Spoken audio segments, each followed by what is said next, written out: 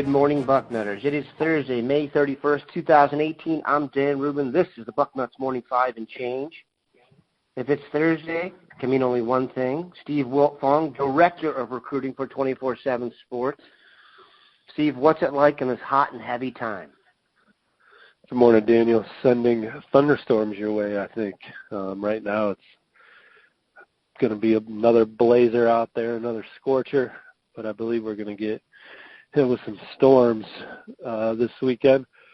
Indy 500 was great. Ray Hall led some laps, didn't win the race, but always a good experience to be out at the track, and already looking forward to next year's race. It was a good Memorial Day weekend. Did you have one? Good one? I had a fine weekend, of course, spent in hot gyms looking at teenagers play hoops, but who's complaining? Certainly not me. I will say this. There are times when we do this show and we are loaded with information. It is a hot and heavy time, and there's good stuff out there to chat about. We're going to be vamping a little bit today. It's the off-season for a reason, but we will try and bring the pain.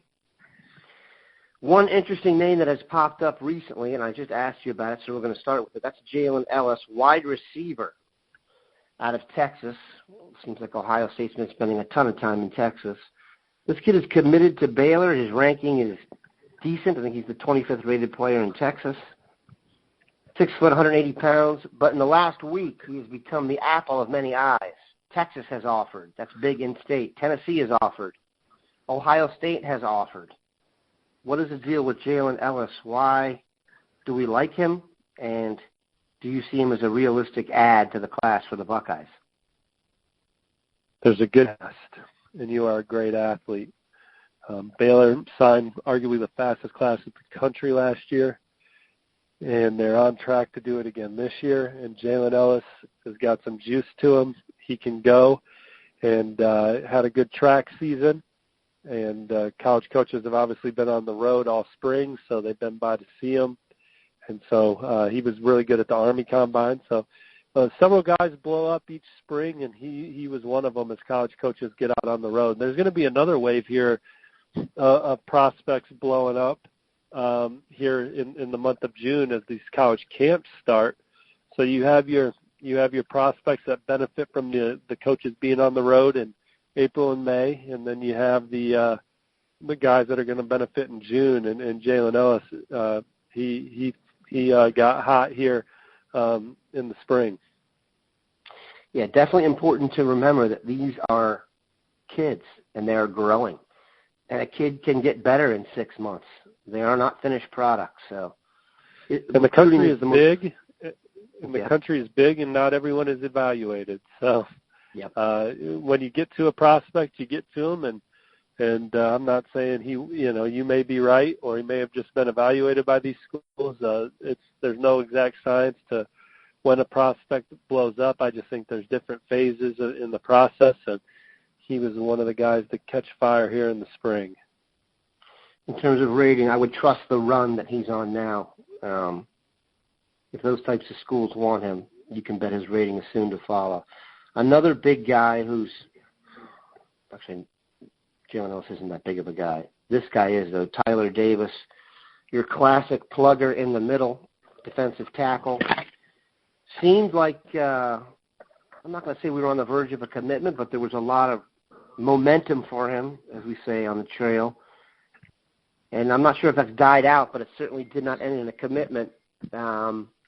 What's your vibe on Tyler Davis, defensive tackle? Well, talking to a source recently about the Florida Sunshine State defensive tackle, the Ohio State's the one to beat, or at least in a great spot, and I think there's some confidence that he'll end up in Ohio State's class. You got Tony Alford leading the charge there. You got Larry Johnson involved, and, of course, Coach Meyer. So I like Ohio State. Clemson's the threat. Luke Stampini was also recently by the school and was getting an Ohio State vibe, too. Luke Stampini, our Florida insider, recently crystal balled Ohio State as well. So I think things look good for Ohio State for another high-ranking defensive lineman. Yeah, don't sleep on that, people. Luke Stampini does an excellent job in Florida. He is not loose with the crystal ball, as some are. Most people are not employees of ours, but I digress. In my backyard, I know of him because there was a chance we were going to face him in the basketball tournament this past year. The only guarantee being he will not be in the basketball tournament next year if he stays at his same school because Dayton Dunbar is suspended from the tournament next year. Thankfully for Jonathan Allen, he's a better football player than he is basketball, even though he's about 6'7". He has been, I'm not going to say the fastest rising prospect, but he's definitely a prospect not many people know about heading, let's say, a few months ago that now everyone kind of believes is going to be a Buckeye. What's your vibe on Jonathan Allen, the in-state left tackle prospect or tackle prospect out of Dayton Dunbar? Well, if Ohio State pushes, I mean, their track record in state is pretty damn good. So I would like Ohio State here.